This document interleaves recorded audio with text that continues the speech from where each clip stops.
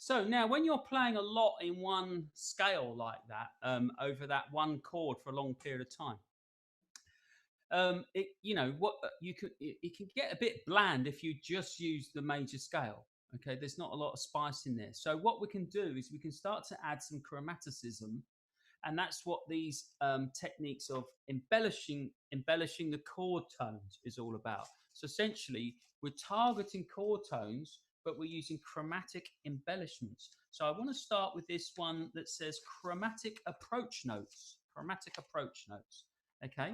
So now this is in 4/4, right? But there is another sheet that works in 3/4 for Jitterbug Waltz.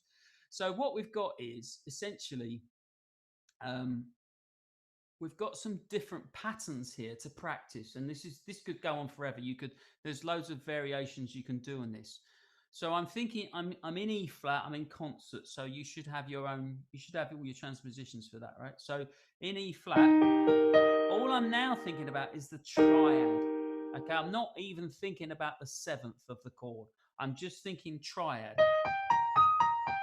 Okay, and what I'm going to do is a chromatic approach note means you can basically approach a chord tone um, above or below with a semitone above or below it. Okay, and because the idea is it's like again, it's this tension and resolution thing.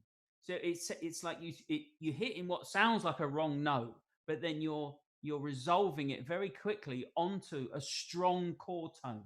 So it works well on the chord tones, because that resolution then gives you the clarity of the chord. Okay, and you could do it to any of those triads. I would stick with the triads. You can do the sevenths, but I would stick with the triads.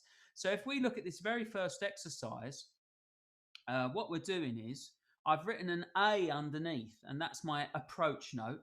And then the other notes are just my chord tones. So if I just work through the triad, I get this.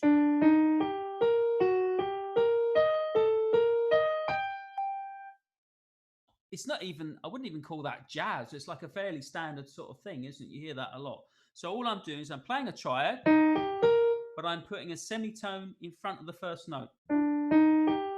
Got it? And then the next, and then what I'm doing is I'm playing inversions of the triad.